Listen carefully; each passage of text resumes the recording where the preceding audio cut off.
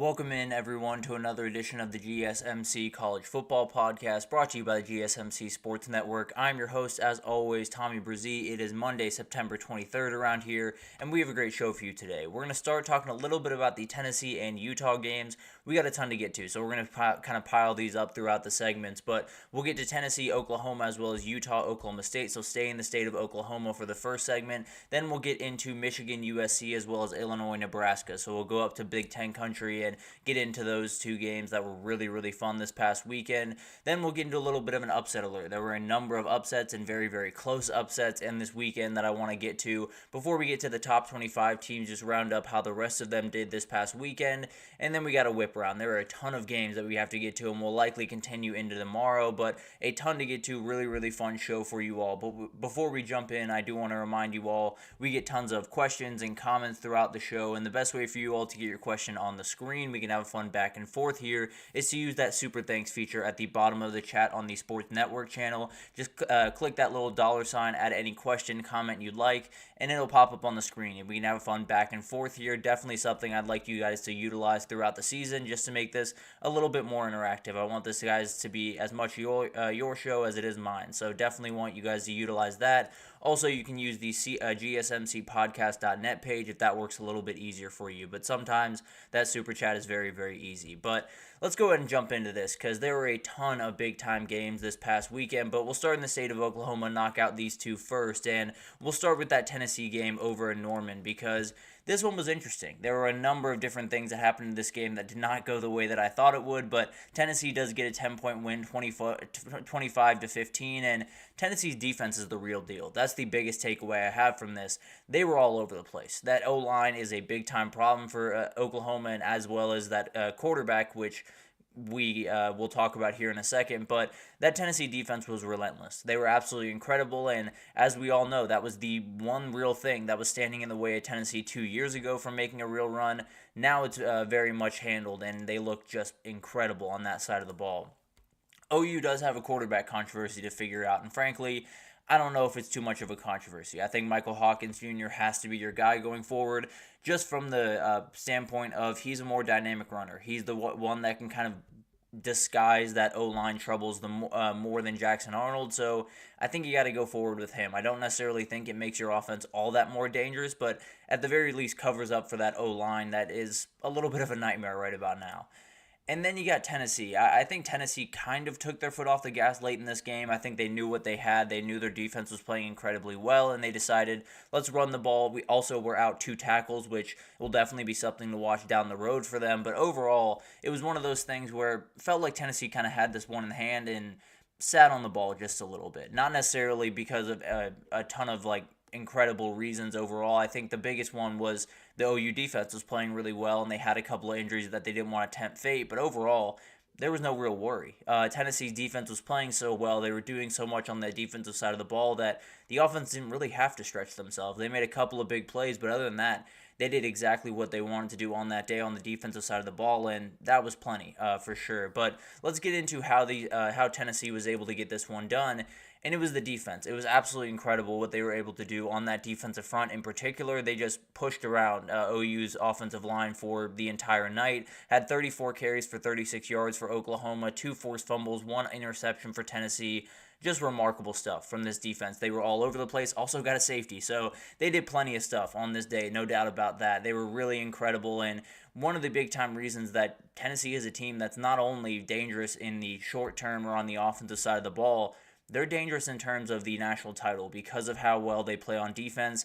They're one of those teams that you're going to have to watch going forward because they're really good. And then hit a couple of huge plays. That was really all that he needed. They were without their 2 starting tackles. Lance Hurd came into the game was not in the game to begin with, and then John Campbell left early in the game. So they had a lot of stuff they had to worry about, and felt like they hit a couple of big plays, had the touchdown to Thornton of 66 yards to go up 10-3, hit a couple of big plays to Brew McCoy, but more than anything else, just ran the ball. Didn't necessarily run it super efficiently or really aggressively or anything like that, but did enough on the ground to make those plays, and that's really all that matters when you're playing an Oklahoma team that can't get anything going offensively. Just run the ball, hit those couple of big plays, and you'll probably leave with a win. So a huge thing for Tennessee there, and showed how much they've grown under Josh Heupel from that team that needed 55 points to beat an elite team. Now you only really need 25, and you really only needed 16 on Saturday. And then OU leaving points on the board was probably the biggest theme of this entire game. There were multiple different moments where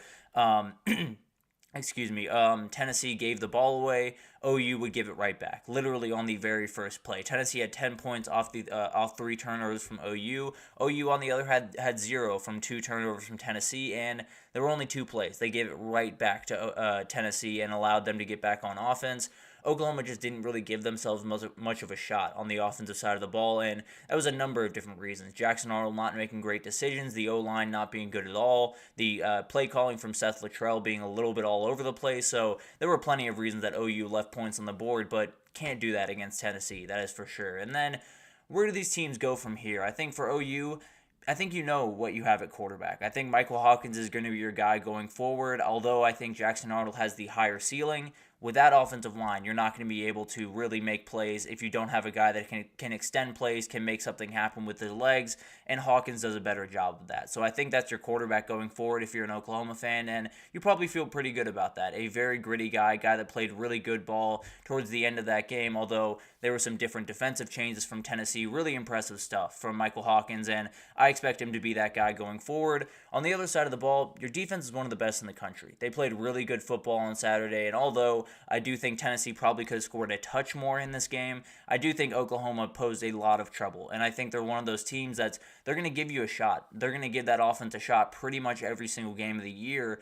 They just have to be able to meet them. The offense just has to be able to at least meet them halfway, because they have 5 games against the top 14, and only one of them is a true home game. So it's going to be tough. There's going to be a lot of things that Oklahoma has to figure out, and if they don't figure it out in a hurry, especially on that offensive line, it's going to be a really long season for Sooner fans, that's for sure. And then Tennessee kind of just proved to me that they're a title contender. I think there was a little part of me that was still holding out, just making sure that everything was above board with this team, with some of the teams they played in the past, but they did exactly what I didn't expect them to do in this game. That's why I think they might just be a title contender, because they didn't win the way that Tennessee normally wins. They didn't win the way that we would expect them to win in this game, throwing the ball all over the field and being explosive and doing all the things that we've become accustomed with Tennessee. They ran the ball 52 times. They threw the ball 21 times. They knew exactly what they wanted to do in this game, and it wasn't exactly Tennessee football. They played incredible defense. Tim Banks and this defensive staff are just incredible, and huge shout out to Josh Heupel for handling all of that, because definitely 2 years ago you would have been crazy if you thought that they were going to walk into Norman and give up only 15 points, but that's exactly what they did. Really incredible job from him, and a game that I know meant a lot to him. There was a really cool moment after the game where he was giving his speech. I promise you, if you think that this sport is only transactional, go ahead and watch that speech, and you'll definitely think differently. But this is an SEC title team. They have everything in front of them. Play Georgia and Alabama coming up, so big-time games. But this is a really impressive team that just got a really impressive win. And we're going to have to roll through this one just a little bit quickly. Utah got a big-time win at Oklahoma State, and Utah just continues to be one of the most consistent, impressive, stable programs in the entire country.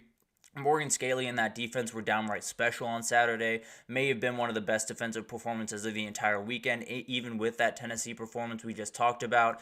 And then you have Ollie Gordon. Ollie Gordon just cannot get anything going. He looks, more than anything else, he looks tired, I'll be totally honest. He looks like a guy that had a lot on his shoulders last year and just can't keep it up through this year. Had 11 carries, 42 yards, and was just non-existent, really, for much of this game. And it's one of those things that if they don't get that figured out, then it's going to be a really long season for Oklahoma State. And then huge shout out to Isaac Wilson. It was a far from perfect game for this kid, but he made just enough plays. Hit a huge pass to Brant Kuthi, had 2 interceptions in this game, and was still able to bounce back. Did a number of really good things that I think made a lot of Utah fans excited for the future. Obviously, quite a ways to go for the kid, but did a really, really incredible job just handling all of the craziness around this game, and especially the atmosphere that he was playing in front of. And then how did Utah win this one? Physical advantage was the biggest one that I saw, because when we were talking about Utah kind of going over to the from the Pac-12 to the Big 12, the big question I had was, can they impose their will the same way they did in the Pac-12? Because that was what they did in the Pac-12. They just absolutely battered teams and ended up coming out on the right side of things. Seems like they can do that in the Big 12, because they absolutely took Oklahoma State to the woodshed for a lot of these games. Oklahoma State had 15 carries, 48 yards on the ground, just absolute domination, and More than that, I mean, even on the back end, Utah was way more physical at pretty much every single position on the field. Utah was more physical than Oklahoma State in this game, and then you forced Allen Bowman to beat you. Everyone knows that once you get into conference play, there's going to be some things that you're just going to want to do against this Oklahoma State team. The biggest one is just force that quarterback to beat you. I think Allen Bowman has taken some steps forward. If he doesn't have that offense or that running game and offensive line in front of him, it's not going to be a great season. He went 16 for 33, 206 yards, 2 touchdowns, 2 picks, got benched in the third, and then came back in the fourth. It was a very, very gross game from Allen Bowman, and I think it's one of those things that every single Big 12 team just saw the approach. Stop Ollie Gordon, make them throw the ball, and then take advantage of your opportunities. And then finally, Utah was able to run the ball to victory. This is something that they did incredibly well in the Pac-12, and were able to do it in the first game in the Big 12. 25 carries, 182 yards from Micah Bernard, might have been the most impressive player on the field this Saturday, and then found themselves up 22-3, and then just held the line. Oklahoma State did have 2 scoring possessions of 58 and 69 yards to finish it, but they were held under 200 total yards before that pretty handily. It was really incredible what Utah was able to do, and I think it set them up for a reality where they might just run away with this conference with how everything else is going, and we'll talk about some of the other results from around there later in the show. But where do they go from here? I think for Oklahoma State, I refuse to write them off. I have big-time worries about this team, but Mike Gundy is one of those guys that just starts playing really good football out of nowhere. It kind of happened last year, honestly. They lost a game to South Alabama, I believe, and then were able to bounce back, make it to the Big 12 title. So I'm not going to count them out. That being said, if they don't have a run game, they have no chance. There's no way that they're going to be able to beat a lot of these Big 12 teams that they need to if they can't get Ollie Gordon going. So whether it's Ollie Gordon or not, maybe there's another running back that is a little bit more healthy, can play those big-time snaps, and maybe you just have to move forward. I don't know. But at the end of the day, you got to find a run game, whether it's Ollie Gordon or someone else. You would assume it would be Ollie Gordon, but who knows? And then they have they have Kansas State this upcoming weekend, and we'll see what happens with that. I think it's one of those games that both those teams have a ton of questions. We'll get to Kansas State here in a little bit, but one of those things definitely will be interesting to watch with a team that has proven a lot of people wrong in the past, but this is definitely a little bit different with absolutely no running game to really speak of as of right now. And then Utah, really awesome team. I mean, we knew that they were going to be a solid team coming in, but winning without your starting quarterback on the road in probably the toughest place that you're playing all season at Oklahoma State, definitely huge. I mean, it's one of those things that proves just how good of a coach Kyle Whittingham is, just how good that defense is, just how mature this team is overall, because there were a lot of things around Cam Rising last week that could have gotten into these guys' heads, and it didn't. It was really, really impressive to watch them go to work, and this looks like a playoff team to me. I think they need Cam Rising to do that, obviously, but it's one of those things that if you can get him back, then you're absolutely rolling. There's still some questions about how early you get him back, at least from my opinion. I think there's a lot of stuff that happened last week that probably wasn't exactly how it was going down behind the scenes. I think he probably wasn't playing for a while, and I'll just leave that at that. We'll see what happens this upcoming week, and hopefully he does come back, because this team definitely needs him if they're going to be really successful this upcoming season. But 2 really fun games in Oklahoma this past weekend. I think Utah got a huge win that probably set them up really, really well for a Big 12 title, and then Tennessee got a huge win, still plenty in front of them. Still got to play Alabama, still got to play UGA, and if they can get one of those wins, then they are very much in the conversation for the SEC title, and then obviously the playoff, and even if they lose both of them, they're very much in the conversation for the playoff. So a huge win for Tennessee, one of those that you might just look back on and say, that's what got them into the playoff. But massive for both those teams. Definitely sets them up really well for the rest of the season. But let's take our first break here. And when we come back, we're going to get into the Big Ten teams. We'll get into Michigan just gutting out a win over USC. And then Illinois being a really, really interesting game in Nebraska over Nebraska 31-24 in overtime. But we'll break those down right after this, so stick with us. I feel like I'm losing my mind. Is everybody in the world blind? Please, Lord, give me a sign, a sign. I feel like I'm losing my mind. Is everybody in the world blind? Please, Lord, give me a sign, a sign. I wanna be the greatest. Everybody on the fake shit. I look around and feel like everybody is the fakest. I make this every day and I'm impatient. Hoping one day I blow up from the basement. Statement, the top is so vacant. I don't hear shit that I think is amazing. Waiting for my day when I'm playing. Sold out shows for 1,000 faces. Hey, give me that crown. Get in my my way and to be put down. It ain't your place, all this my town. If I want that shit, then I'll get it right now. I'm losing it, the news it fits, I'm losing shit, a stupid myth. You choose to live or choose to dip, you choose to fight or lose your grip and lose a gift. I feel like I'm losing my mind. Is everybody in the world blind? Please, Lord, give me a sign, a sign. I feel like I'm losing my mind. Is everybody in the world blind? Alrighty, welcome back, everyone. We just talked about those two games over in Oklahoma this past weekend. Tennessee gets a big-time win, as well as Utah introduces their new teams to their new conferences with a little bit of an aggressive win for sure, but huge wins for those two teams. And now it's time to talk about the Big Ten. There were a couple of huge games this past weekend. One happened on Friday, and then one was probably the game of the Saturday, honestly. And we'll start with that one. Michigan gets a big-time win over USC at home, and this one was a battle. It was truly maybe the best game of the entire weekend, all back and forth, really, really incredible fight, and this was one that really, I didn't walk out feeling worse about USC. I didn't walk out feeling all that much better about Michigan. I just walked out knowing exactly what these two teams are. I think USC has made huge strides on the defensive side of the ball and have become a much, much better team in terms of tackling, in terms of just being smart on that defensive side of the ball.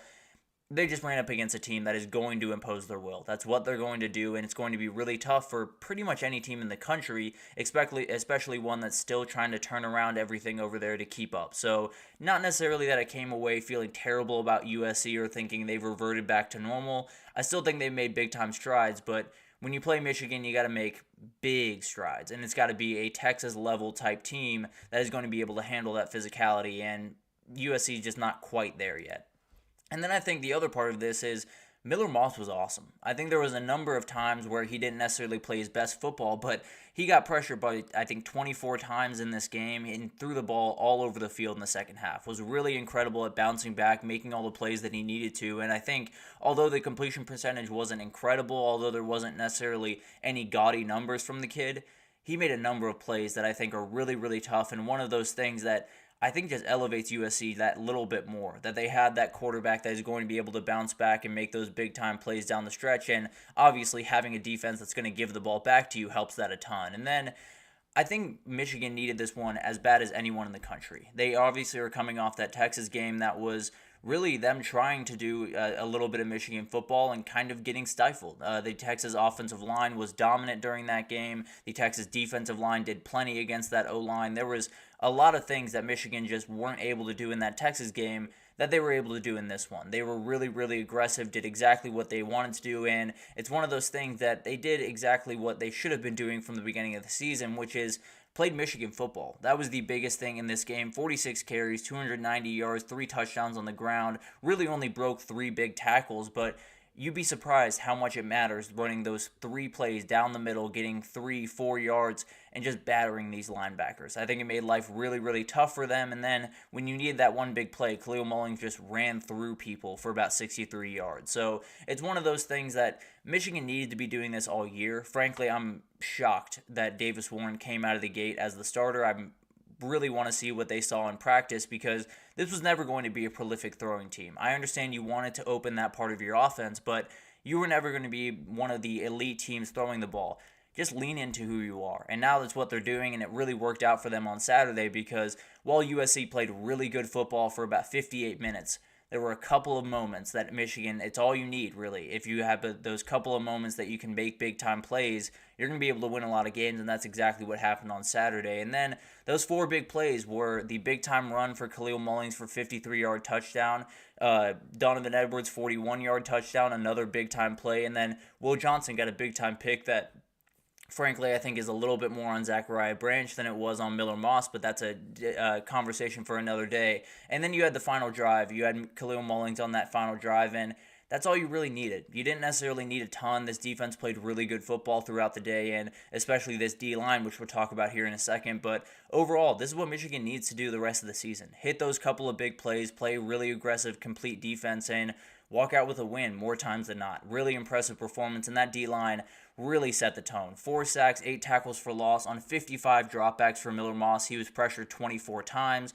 Josiah Stewart was incredible. Kenneth Grant and Mason Graham played their best game of the year by a mile. It was really impressive to watch this D-line, and frankly, a little bit had to do with that USC offensive line that was not playing good football on Saturday by any means, but it's definitely one of those things that when you have to deal with Kenneth Grant and Mason Graham on the other side, it's going to be a long day. Unless you have an elite offensive line like Texas, like UGA, like these elite teams, it's going to be a long day. So where do they go from here? I think for USC, they didn't lose any juice in my mind. I understand this is a tough loss, and you definitely did not want to take it at this point, but the reality is your defense has come an incredibly long way. You have a tough quarterback that is going to make all the plays down the stretch that you need him to make. You're much better at the point of attack on the defensive side of the ball, stopping the run. I mean, did a really good job for most of this game, stopping a very potent Michigan attack on the ground. So I wouldn't necessarily say I'm out on USC or I feel any worse about USC. They are a very tough team that played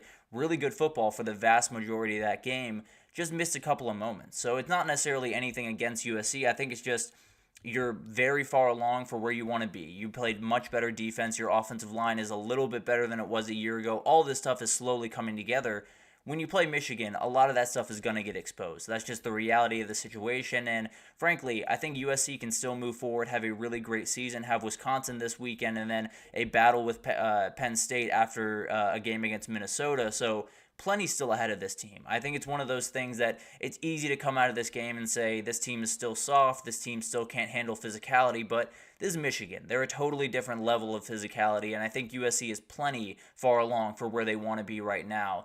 And then for Michigan, I think they found their offense. I don't think it's a necessarily too pretty of an offense. I think it's very, very, it's going to be run heavy. It's going to be one of those things that if you can stop the run, you're going to have a lot of success against this team, but it doesn't change that's the only way forward. You're going to have to be physical at the point of attack. Alex Orji is going to have to be the guy that just takes care of the ball and makes the plays that he needs to, and he did a great job of that on Saturday. I think this defense is exactly what we thought they were going to be. Texas made that look way too easy in week 2, and some of that was likely because of the alignment things that have slowly been started to figure out over there at Michigan, but it goes to show you just how good Texas is in the grand scheme of things. But overall, I think it's one of those teams where Michigan's now off to the races. I think a lot of people coming out of this game, if they were to come on the wrong side of it, they definitely would be counting this team out. They would say, this team is over, go ahead and call it. They're not going to make a run in this season. But now you got a couple of games coming up. You got Illinois, which is going to be tough. Definitely have to make sure you take care of that one. Oregon and Ohio State.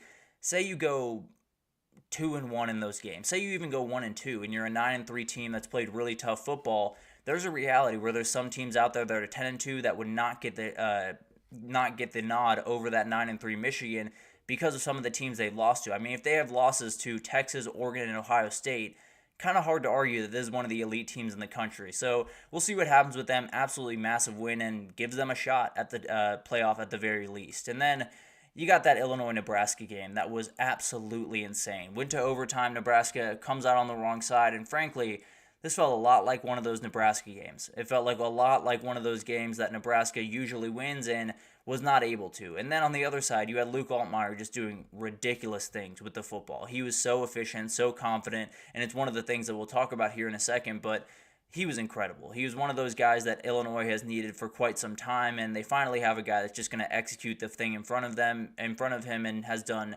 just an incredible job thus far doing that. And then you have a couple of things that it's got to feel like deja vu for Nebraska. They missed a couple of big plays, including that throw to Lindenmeyer. And frankly, I'm not taking anything away from Dylan Raiola. I thought he was incredible in this game, but you miss that one big time chance. You miss you miss that field goal to possibly go up late in the game, and you have a couple of penalties that get in your way. So there were a number of things that felt a lot like old Nebraska. I think they're a little bit far from that. Honestly, I think there's a number of things that are getting a little bit blown out of proportion because it's Nebraska, but there's definitely some things to worry about. There's no two ways about that. And then you got Dylan Raiola. I thought he was incredible. I thought he played every single snap the exact way that you would want him to. He is a freshman. He is going to struggle at certain moments. He's going to miss some of those big-time plays that you kind of need down the stretch of these games. The thing is, you have a star. You have a kid that is handling these moments way better than he probably should as a freshman, that's going through reads really impressively, that's putting balls exactly where they need to be, and he's one of those guys that maybe it's not this year. Maybe everything doesn't come together, and I know Nebraska fans badly wanted the CFP berth this year, badly wanted to compete in the Big Ten. Maybe you don't. You're coming off a 5-win season. Maybe you don't compete in the Big Ten this year. Maybe you don't get to the playoff. You still have the quarterback that's going to give you a shot down the road. You still have a quarterback that when you show up in fall next year in 2025, you're going to say we have every shot to do everything we want to do because that guy's in our jersey. So he was really impressive. I thought it was one of those games that you could have said, that last throw is obviously a huge one and maybe that ruins the entire performance for you, but he was really incredible before that. And I think one of those mistakes is not going to make the kid, and I think he did plenty in this game for them to possibly win it. They just came out on the wrong side. And then you have how Illinois was able to win, really just playing clean football against not-so-clean football. Illinois did not necessarily have to do anything overly incredible, but they only had 20 penalty yards compared to 89 for Nebraska. Nebraska had 50 yards on 32 carries. There was no real juice from this Nebraska team. There were a number of places where they just missed opportunities altogether. So Illinois was kind of just having to keep in the game, stay around, make sure that you give yourselves a shot, and then make the plays down the stretch, and they really did. And Nebraska fans have to hate this feeling. This feels like a little bit like the old Nebraska. I think they'll be fine down the stretch, but it was a little bit eerie on Friday night. I'll just leave it at that. And then Nebraska missed some chances. There's no two ways about that. Illinois fumbles with 8 minutes left. Nebraska comes down. Dylan Raiola misses that big play in the touchdown, and then they miss the field goal and end up losing it. So it's one of those things that Nebraska left a lot on the table. There's no two ways about that. Illinois took full advantage of those misses, but the reality is when Nebraska was able to win that game, they couldn't put it away, and they very much need to be able to do that going forward, or there's going to be a lot of the same things over in Lincoln that we've been dealing with for quite some time. And then Luke Altmaier was awesome. 21 for 27, 215 yards, 4 touchdowns, just as efficient as can be. And he has 2 guys on the outside, in Pat Bryant and Zachary Franklin, that are really one of the more underrated duos in the entire country. Just really, really good players, and 2 guys that can make all the difference in the Big Ten race, and they have plenty in front of them. Going to be really, really fun to watch this group go to work. As for where they go from now, I think Nebraska is a very tough loss. There's no two ways about that. But I do think there is a world where you're able to look at the positive here. You have taken steps forward. It is not near the same team that it was a year ago in terms of just not playing all that complete offense, giving the ball away a number of times.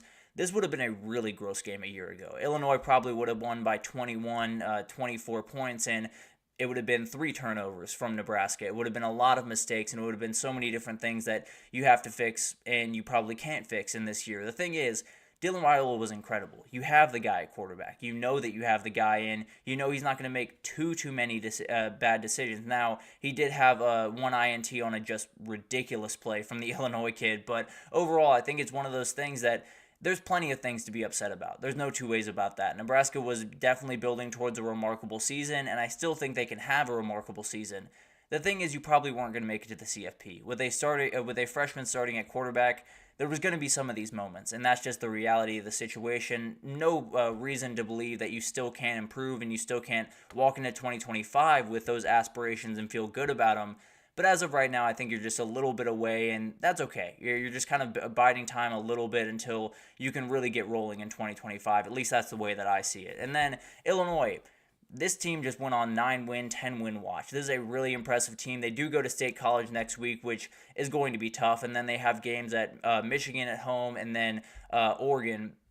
But the reality is this team plays very clean football. They play a level of football that it's going to be really tough to just straight up put away this team. It's going to be really tough to blow them out. It's going to be really tough to keep them totally out of the game. So really impressive stuff from Brett Bielema. I think he's made a number of big-time changes around there, particularly going to get Luke Altmaier and kind of developing him in this system. But this is a good team. This is a team that's going to make all types of noise in the Big Ten. And I think they're one of those teams that maybe you look up in the middle of that Michigan game and they're winning at halftime, and then we're talking about them in the playoff. I know that sounds a little bit crazy right now, but Illinois is playing really clean football and one of those teams that is just going to be a really tough out throughout the entirety of the Big Ten schedule. So a couple of really incredible games to get the Big Ten play started over there, but Michigan and Illinois get big-time wins. USC and Nebraska take little steps back, but I don't think necessarily the sky is falling like some people are suggesting around those two programs. But let's take our second break here, and when we come back, we got to get through these upset alerts because there were a number of games that went down to the wire or came out on the other side of really impressive upsets this past weekend, and we got to get to them all because there are a ton to get to right after this, so stick with us. Looking for your daily fix of sports talk without having to pay for it? GSMC Sports Network is available on YouTube. Just search GSMC Sports Network. Get your fix of daily sports talk shows on YouTube, absolutely free. NFL, college football, NBA, MLB, MMA, UFC, fantasy football, and so much more. GSMC Sports Network has shows running all day long, with new sports shows starting every 2 hours. Just like on your favorite cable sports channel, except GSMC Sports Network is absolutely free. Just search GSMC Sports Network on YouTube to catch one of your new favorite shows, like the GSMC College Football Podcast, Chip Shot Football Podcast, Hoops and Heels Women's Sports Podcast, GSMC Basketball Podcast, and so many more. Check it out for yourself. GSMC Sports Network, now available on YouTube absolutely free. Search GSMC Sports Network on YouTube right now. Alrighty, welcome back everyone. We just talked about those two Big Ten matchups. Michigan and Illinois get big time wins to start their Big Ten play, and it's going to be really fun to watch those teams going forward. I think they're both teams that are likely still on the outside looking into the playoff, but that could change on one Saturday when they play each other actually. So will definitely be interesting to watch those teams, but let's get into all the upsets that happened this past weekend because there were plenty of them, and we have to jump in really quick here because there's so much to get to. And we'll start with that Missouri-Vanderbilt game. Missouri does get the win in overtime 30-27 on a missed field goal from Vanderbilt. This Missouri team just keeps getting away with wins, but they are cutting it way too close. They're one of those teams that, this is Vanderbilt. You're going to have to play a number of teams coming forward. You have to go to South Carolina. You have to play an Arkansas team that is going to be tough. You have to play, obviously, an Alabama team, and then Oklahoma at the end of the season.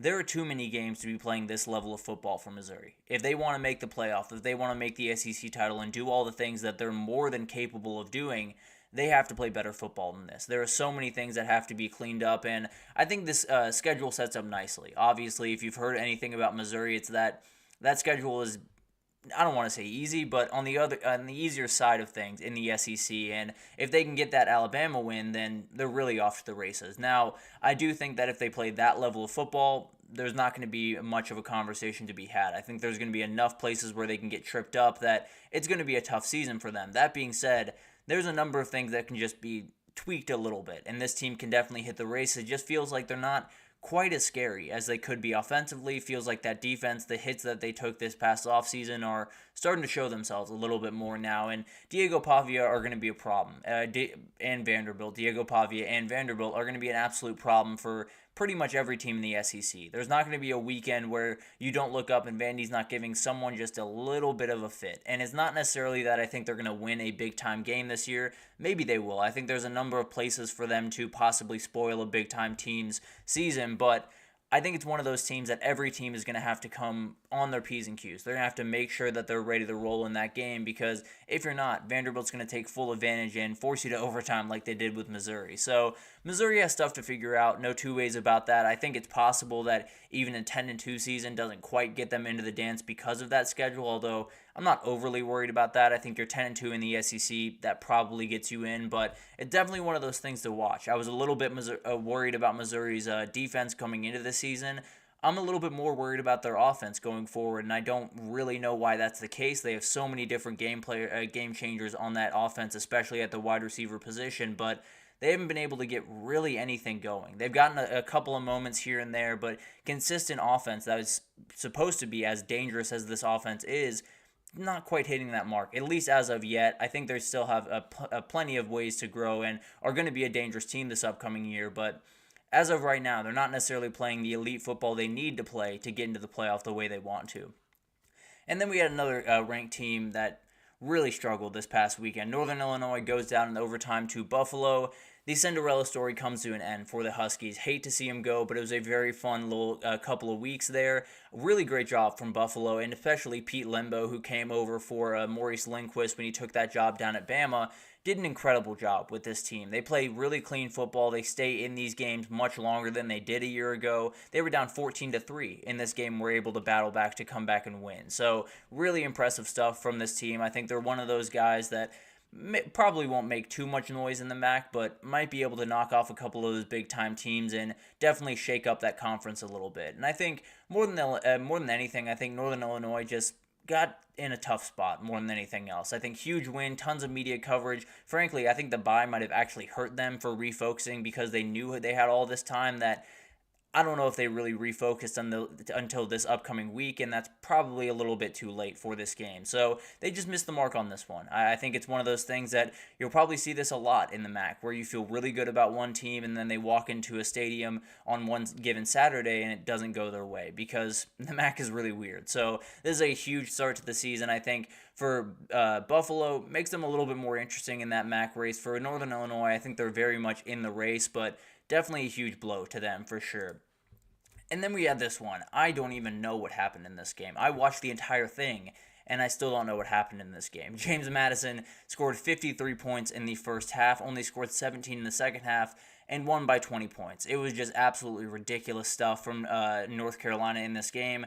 They just got dominated. It was absolutely insane. It was one of those things where if you had flipped the jerseys, or if you had no jerseys on at all, you would think one team was Power 5 and one team was Group of 5. You would flip those teams. I can absolutely promise you that, particularly that quarterback, Alonzo Barnett III, really incredible stuff. And Bob Chesney does really, really good stuff over there at James Madison in short time, coming over from Holy Cross. And it was a lot of things to figure out over there at James Madison. A lot of stuff walking out the door, a lot of players walking out the door, and he was able to figure it out. Really, really incredible stuff. And Alonzo Barnett was incredible in this game. 22 for 34, 487 total yards, 7 total touchdowns. He was all over the place. He was absolutely incredible, and it was a clinic against this UNC team that, for whatever reason, just cannot figure it out. There's some talks around Mac Brown possibly retiring. Obviously, we will touch on that if that does become reality.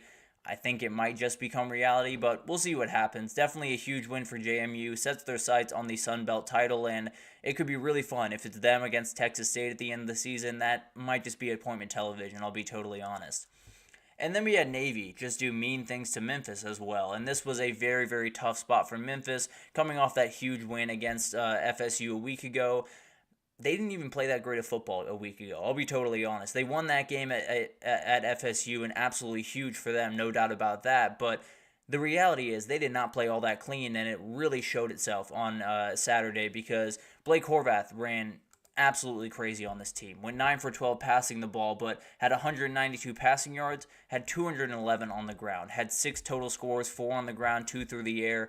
The kid was incredible. He was absolutely awesome, and one of those things where you look up probably every 5 minutes and you see him running free for another touchdown. It was incredible to watch them go to work, and Memphis just got a huge shot to their CFP hopes. That is for sure. It's one of those things that a lot of people thought they would just kind of roll through the American, be able to be at the end of the year with Tulane or with one of these other elite teams in there playing for a spot in the playoff.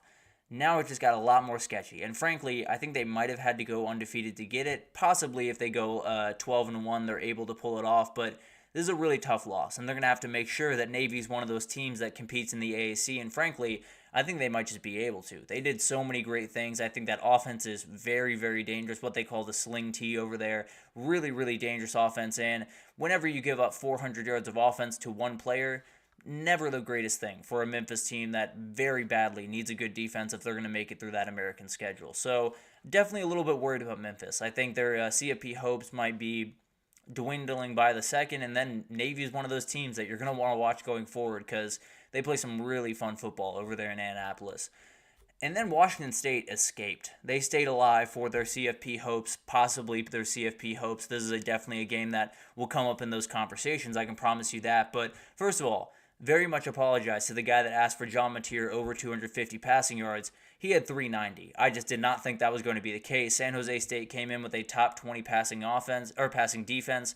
I thought they would be able to do a little bit better. But John Mateer was absolutely incredible. Emmett Brown was incredible on the other side, who actually was a Washington State quarterback last year. That quarterback room in general was crazy. Emmett Brown, Cam Ward, as well as John Mateer in that Washington State room a year ago. But now they've kind of spread out all over the place, and it was a really, really awesome game. It was one of those games, probably the game of the week, maybe the game of the year thus far. It was a really incredible game, back and forth, and one of those that you just needed the guy to make those couple of plays, and that was John Mateer. He 26 for 46, not necessarily an incredible day passing the ball, but 501 total yards, 6 touchdowns, definitely does the trick. There's no doubt about that. He was incredible in this game, and their CFP hopes stay alive just for a little bit longer. This is one of those teams that I've kind of fallen in love with throughout this season. They're so much fun to watch. John Mateer is absolutely appointment television, so if you haven't watched him yet, go ahead and do yourself a favor and go watch him. But he's really incredible, and this team is getting more and more interesting by the week. They keep winning these games, and if they go undefeated, there's no way you're keeping them out. I can almost promise you that. So a ton of big-time games coming up at Fresno State, at Boise State, so we'll see what happens with this team, but they stay alive for at least one more day, and John Mateer does plenty to keep that a reality. And then A&M escaped. This is a Bowling Green team that is really good, frankly. I'm not even going to talk down on A&M too much in this game because this is a good Bowling Green team. This is a team that I fully expect to be very much in the mix for the MAC, and I might just pick them right now if I was picking the MAC championship. So a really impressive team, pushed Penn State to the limit, and then came over to A&M and did the exact same thing. And the guy at the center of it is Harold Fannin Jr. This kid is incredible. This is a kid that not only do you have to watch the rest of the season, you're going to be seeing him on Sundays. He's really, really an impressive player, and frankly, I knew the name. I was not watching him nearly enough. He had 8 catches, 145 yards, a touchdown in this game, and looked like he should be on the A&M roster. And frankly, I bet A&M probably wants him on that roster right about now. He is really incredible, and one of those things that I think when you look up at the end of the season, he could be a guy that might have the numbers for a John Mackey type award season. He was really, really awesome, and one of those guys that I know he's Group of 5. I know he probably won't get the Mackey Award. He probably should get a little bit of recognition for it. He's absolutely incredible. And then on the other side, A&M is one of those teams that's just going to need a little bit of time. I think they're more than a quarterback away. I think they have a number of things that they have to fix, particularly on that offensive line. The defense plays really well. I think they're a really solid defense. They got beat a couple of times on some trick plays and some different things, but overall, I think a really solid defense, one of those teams that's going to be frisky throughout the season, but I think 2025 is likely when everything takes off for that Mike Elko team over there, but overall, you got the win, right? You kept your hopes alive and definitely stayed in the fight. And this will be an interesting team going forward. We'll see what they can do with Marcel Reed at quarterback, but not necessarily the result you wanted. If you're an A&M fan, I think you had a lot of momentum coming out of last week and definitely lost a little bit. There's no two ways about that, but still plenty in front of you, no doubt. But let's take our third break here, and when we come back, we're just going to get to the rest of the top 25, break down what everyone did, and we'll break down an Archie Manning performance that was a C+, as he put it, and I tend to agree with him. But we'll talk about that right after this, so stick with us.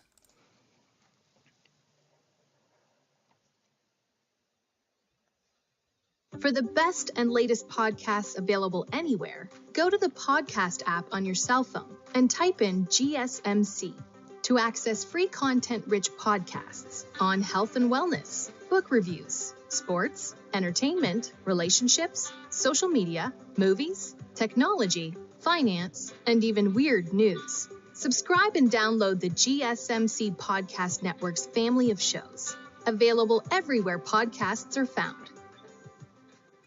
Alrighty, welcome back, everyone. We just talked about all of the upsets from this past weekend, and it might have just been, who am I thinking of? Navy that probably had the biggest win on knocking off Memphis, but then you had JMU just do mean things to UNC pretty much all Saturday, so an incredible weekend for those upsets and very, very close calls other places. But let's get into the rest of the top 25. There are a number of teams that had some shaky performances, some that lost, some that played really well and proved to me that they're title contenders this year, but let's get into this, and we'll start with the top team in the land, and we'll start with the quarterback that everyone was talking about going into this weekend. Texas gets a big-time win over, or not even a big-time win, but a big win over ULM, 51-3. Archie Manning was up and down, no two ways about that. In his first start, he went 15 for 29, 258 yards passing, 2 touchdowns, but 2 interceptions. So very much an up-and-down day from the kid. I think it proved to a lot of people that Arch Manning does a lot of really, really great things. If this Texas team wants to win a title, Quinn Ewers has to be back there at quarterback. There are a couple of little things that are more nuanced and tougher to pick up on if you're not playing, so nothing against Arch by any means, but I do think there are certain things that you're just going to need Quinn Ewers in there if you're going to be able to do the things you want to do this upcoming year. But on the other side, Jaden Blue picked up the slack more than enough. 25 carries, 124 yards, 3 touchdowns on the ground, and then added the receiving touchdown as well. He was absolutely incredible, and it's what Texas fans have kind of been waiting to see from this running back one for this year. If he can get it rolling, then this is a downright terrifying offense. That's already pretty terrifying, but you add that running game and a very dangerous runner, things get really interesting. And Texas continues to roll. Mississippi State this weekend, it sounds like Quinn Ewers will be back for that game, but we'll obviously keep you updated throughout the week. Frankly, I think they might be able to win it with Arch Manning at quarterback because they're favored by I think about 38 points right about now, so absolutely insane, but huge for Texas, and they keep things rolling the way that they very much want to this year. And then you had Miami. I thought this was one of the more impressive performances of the entire weekend because it felt like early on in that game it might just be one of those Mario Cristobal Miami type performances. They were letting USF hang around just a little bit too much, and it was one of those things where you felt like a mistake might happen at some point, and this game becomes very real very quickly. Miami just absolutely stepped on their throat. After about, I think, the 2-minute mark in the second quarter, they just went to work. And Cam Ward was absolutely incredible. 24 for 34, 404 yards, 3 touchdowns, and a pick. He did exactly what you wanted him to do and stayed right in that Heisman level conversation. No two ways about that. He's really incredible and one of those guys that just continues to play elite football every single weekend. And you keep waiting for the other shoe to drop because he's kind of been that up and down guy throughout his career.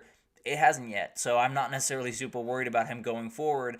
I thought it was really, really incredible what USF was able to do early in this game, but also what Miami was able to do in the second half. I think it really proved what Miami is, which is a real title contender. This is a team that is able to, make the adjustments they need to make at halftime and come forward and play really good defense pretty much throughout this day. And then when you have someone like Cam Ward at quarterback, you're going to be able to do a lot of stuff on offense. So I think this is one of those teams that really proved a lot, although, they're playing a team that is a group of 5 team. This is a really solid USF team. We saw it against Alabama. We saw it for much of this game at least, and I think they're one of those teams that if you can beat them by 35 points, you're doing something right. I can promise you that.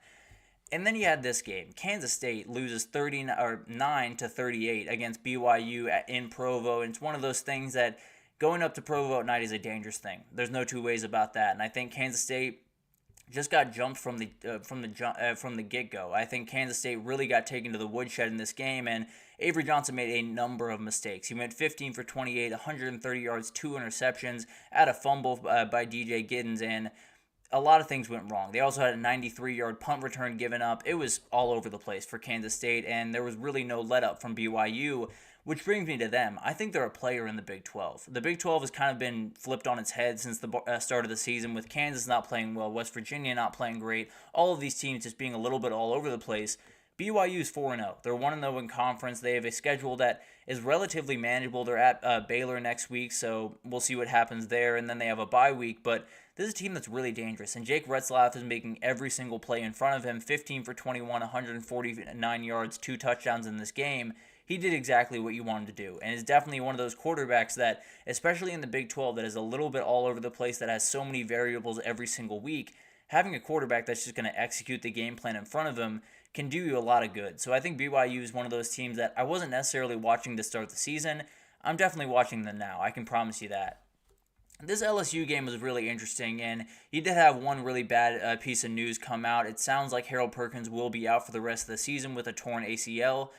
That's a really, really tough life for Blake Baker calling this defense, because that is a huge piece in his defensive scheme. I think it's one of those things that maybe Harold Perkins doesn't make all the plays in the world.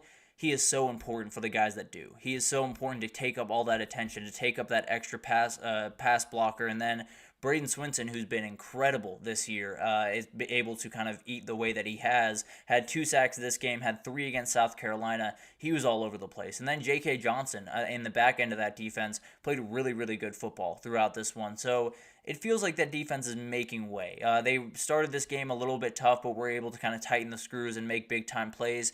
it feels like they're kind of making progress the way that a lot of us expected, right? It wasn't going to be perfect from the get-go. Blake Baker has a very aggressive system that you need guys on the back end that are going to be able to play that man defense in. It sounds like J.K. Johnson is really stepping up. I think P.J. Woodland's one of those guys that is probably going to take a little bit more time, but will be very talented towards the end of the year. Ashton Stamp's the exact same way. So I think they're doing enough. And then when you have Garrett Nussmeier on the other side, 32 for 44, 350 yards, 3 touchdowns in this game, you're going to be more than fine. That's one of the best pure throwers of the football in the country, and one of those guys that every time he steps on the field, I get more impressed about what he is. But overall, you need that huge win somewhere. You got this one. You took care of business, kept moving forward.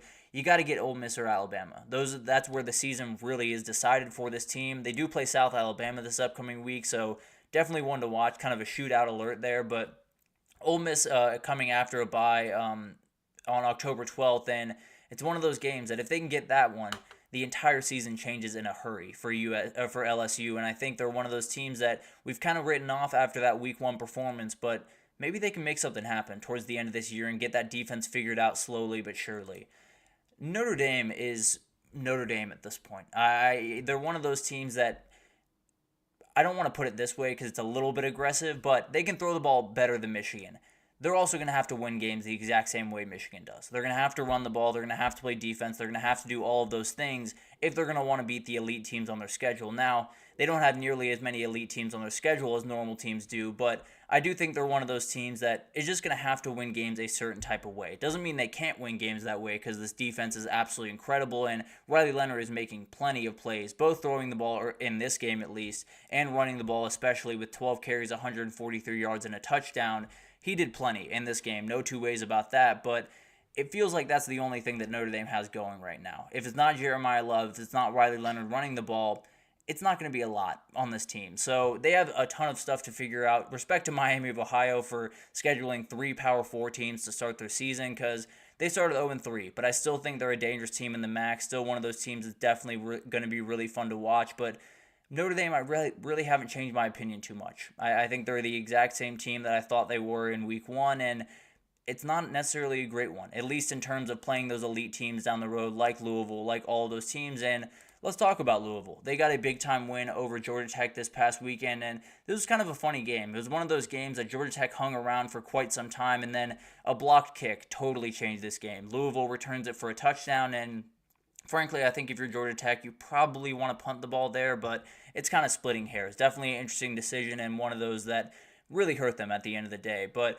this is a really explosive Louisville team. They made a number of plays down the field. Ja'Cory Brooks made one of the most ridiculous plays of the entire Saturday on a touchdown. And then Chris Bell is one of those guys that get the ball in his hands and he's going to go. He's really, really incredible, and they did a lot of really good things. I think they still have some things to figure out. No two ways about that. I think this was not necessarily the full, complete performance that they would love to have going forward and probably need to have going forward, but you got the win, and it's a huge one at that. Georgia Tech only had 98 yards on 37 carries in this game, so if you're going to beat Georgia Tech, if you can stop that run, then you have a huge, huge advantage in that game. So Louisville's very much in that ACC race. They are probably the third team as I see it right now, with the team I'm about to talk about playing really good football this past weekend, but this is a really dangerous team, again, for Jeff Brom, one of those teams that I wouldn't be surprised if we saw them at Charlotte at the end of the year. They do have some things to figure out, but a very, very fun team, and one that could make all types of noise in the ACC yet again this year.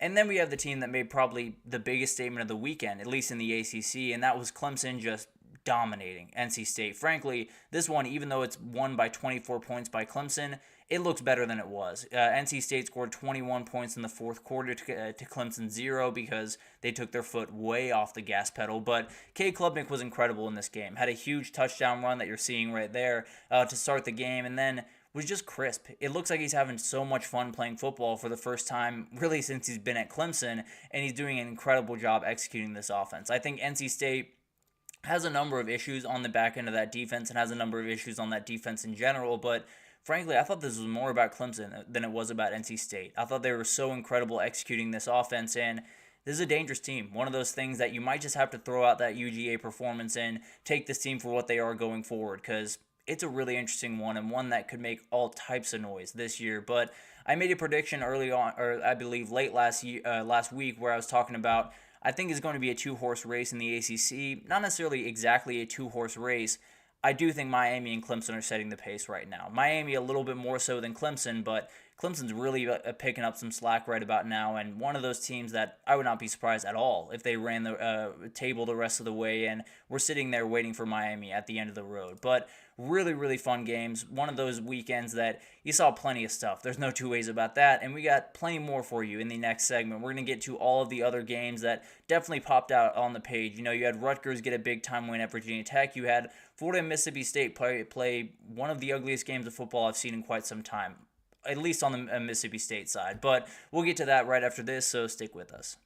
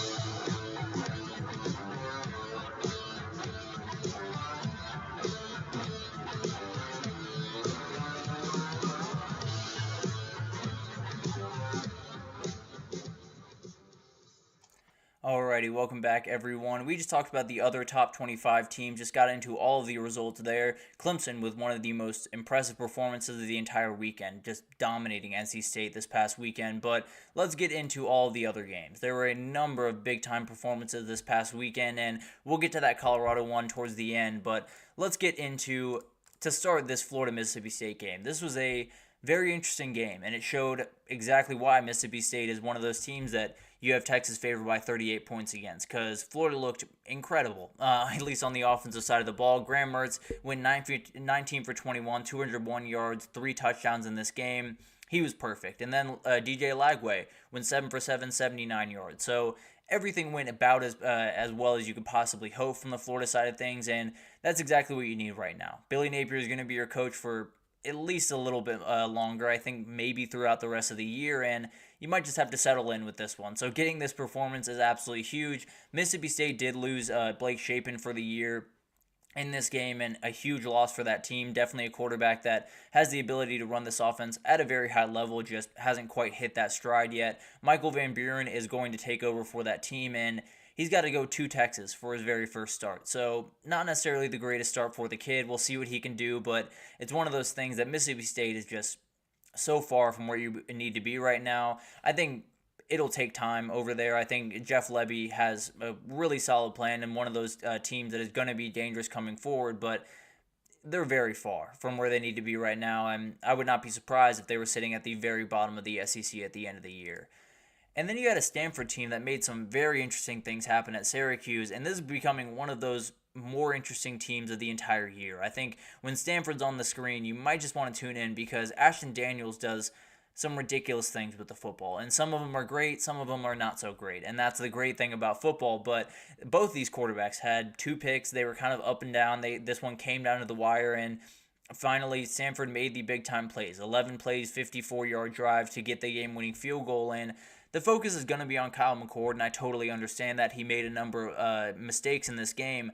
The run game for Syracuse just has to be more. They got 17 carries for 28 total yards, 8 carries for LaQuint Allen. You have to get him the ball more. You have to be able to run the ball more effectively if you want to be able to get Kyle McCord the openings on the back end to pass the ball. So I understand that Kyle McCord took a step back on Friday, and it's not necessarily to say that he's going to be an absolute world beater going forward, but they got to find that running game. If they can, I think this offense can still be very dangerous for Syracuse.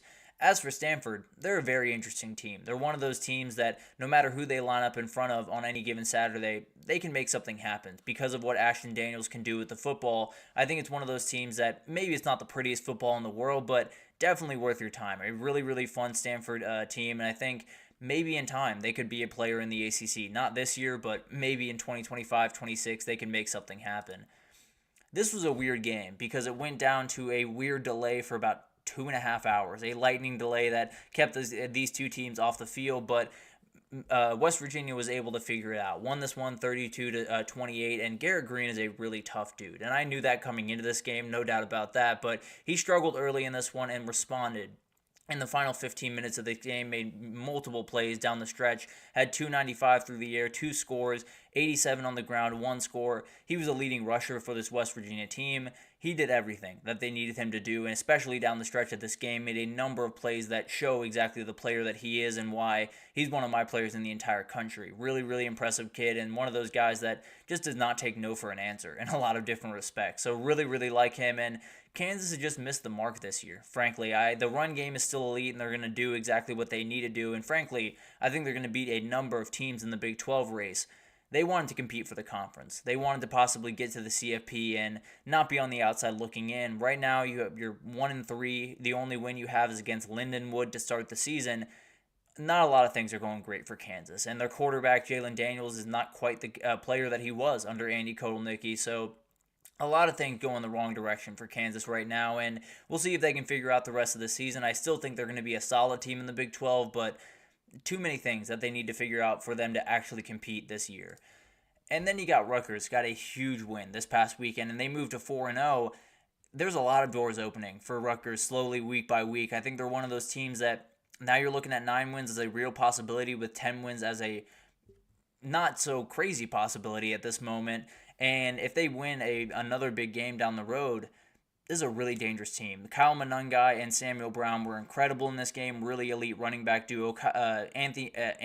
Ethan Kaliak-Manis is a very, very talented kid. One of those guys that is just kind of avoiding mistakes right now. And when you run the ball the way that they do, you play defense the way that they do, that's going to be plenty. And then on the other side, I think Rutgers kind of took their foot off the gas a little bit in this game. Went up 23-7, and then Virginia Tech started to chip away, and Byshell Tootin was incredible in this game. 15 carries, 122 yards, 3 touchdowns.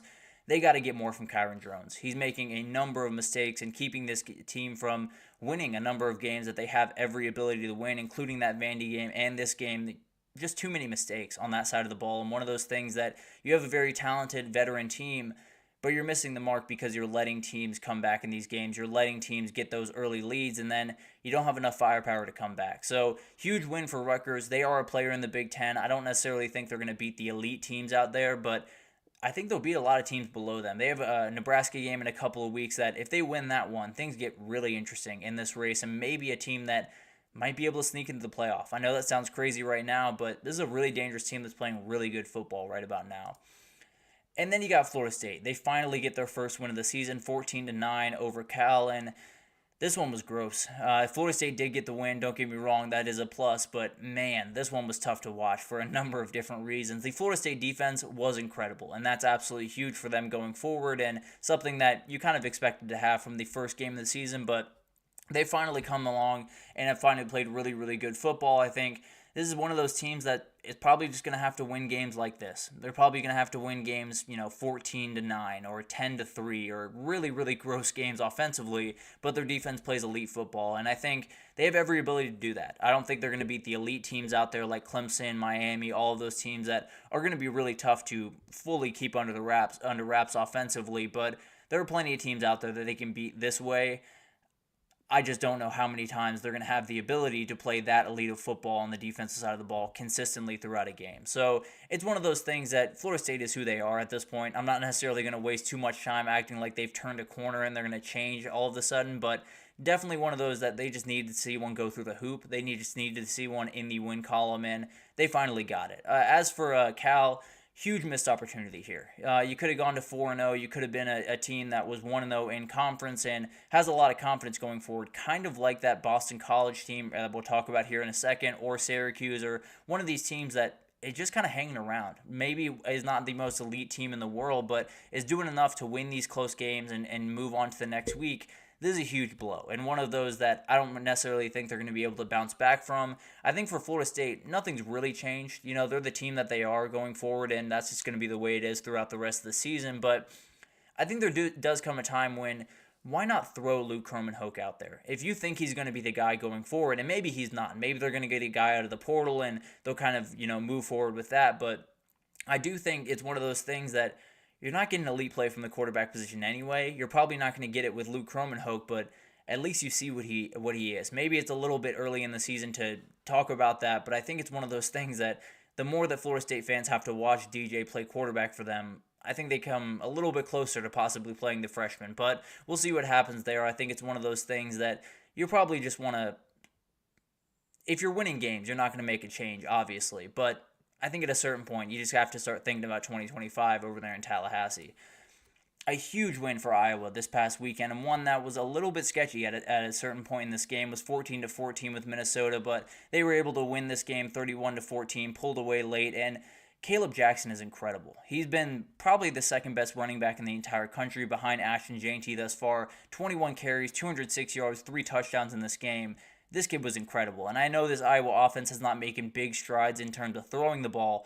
I think they've opened a ton of running lanes. With Tim Lester at offensive coordinator, with all the motion and different things that they're employing this year, I think they're opening running lanes that they didn't in the past, and Caleb Johnson is really benefiting from that. A very dangerous team, and they got a bye, and then they're at Ohio State. I don't necessarily think they're going to win that game, but outside of that, they're favored in pretty much every one of their games coming forward, and frankly, I think they will be throughout the rest of the season. This is one of those teams that I don't necessarily think they're going to make noise in the Big 12. I don't think they're going to get to the Big 10 championship. There's a lot of games in front of them that they should be able to win following this formula, and if they can, then it gets really interesting in a hurry for Iowa. I cannot wait to see what this team can become, and if Caleb Johnson's running that way, then this is definitely a very interesting team. I can promise you that. And then Boston College got the big-time win in the red bandana game over Michigan State.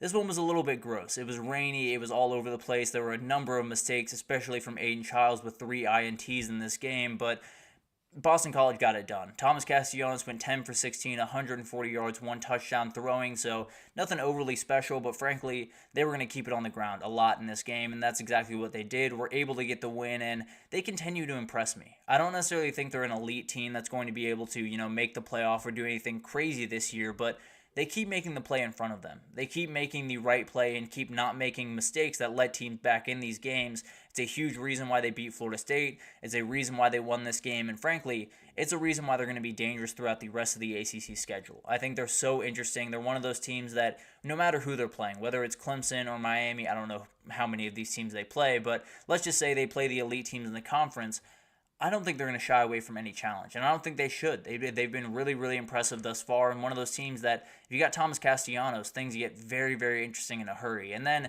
they have Western Kentucky next week, and then ACC play starts with at Virginia, but this is a really dangerous team, and one that if they get a couple of things, little things fixed in that team, they can make all types of noise in the ACC. And then Michigan State I would strap in for 2025. I think this is going to be an interesting team the rest of the way because of how Aiden Childs plays, but I do think this is one of those teams that is going to be able to get things going. I think that with a one transfer portal class, with one recruiting class in there, things can get more interesting, but right now they're just very far from where they need to be, and they have Ohio State next week, so I don't think it's getting any prettier for the Spartans as of right now.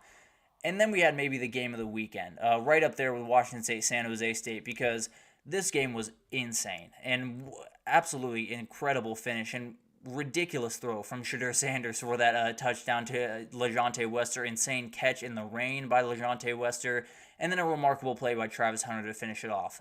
Colorado just keeps responding. I think it's one of those things that last year, I don't think they win this game. I don't think they have the dudes to win this game on the defensive side of the ball, but also I don't think they had the mental toughness to win a game like this a year ago. Now they do, and that's kind of the biggest difference in this team. I still have my worries about them, and I still think they're going to, for the most part, struggle in the Big 12. I still think they'll win a couple of big-time games, but I think there are a number of issues with this team that are going to take a little bit of time to fix. That being said, they made big-time strides this year. They've done a lot of really big-time things, and one of those things is just letting Shedeur Sanders stand upright. It hasn't been perfect by any means on that offensive line, but they've done enough, and that's really all you need from them. When you can give this guy just a little bit of time to work, he's going to do incredible things. I can absolutely promise you that. So just keep him upright as much as you can throughout the rest of the season, and then maybe some things can happen. They do have UCF next week, and it'll be definitely a challenge for that offensive line going up against a guy like Nigel Kelly, but overall, I think this is a very dangerous team. If they win that game at UCF, they become a very interesting team in the Big 12. And then this might be it for Dave Aranda. Came into a really good situation, took them to the Big 12 title, and was a really interesting program for quite some time. If you're going to miss two opportunities, really, to defend the end zone in this game with Will Shepard just inexplicably dropping a pass right before the Hail Mary, you can't have that happen. You just can't lose a game like that, especially if you're a defensive coach. So I have to assume that that's probably it for Dave Aranda and Baylor. I don't necessarily think it's going anywhere throughout the season. I think they'll probably stick with them throughout the season, but I think the writing's on the wall in a certain extent. So it's going to be really interesting to watch that unfold. I think Colorado is one of the more interesting teams in the entire country. That we probably knew that coming in, but they've become more interesting throughout the first couple of weeks. But that'll do it for this edition of the GSMC College Football Podcast, brought to you by the GSMC Sports Network. Your support means a lot to us, so please remember to subscribe to the show, leave a positive review. It does make a huge difference for us. Also, follow us on Facebook, Twitter, TikTok, Instagram, all the social pages for all the content and updates you could possibly need. We have really incredible people doing awesome work across every single sport you could want. So anything in the world of sports that you need, come on over to GSMC and we have you totally covered. But thank you once again for listening, and I will see you guys tomorrow.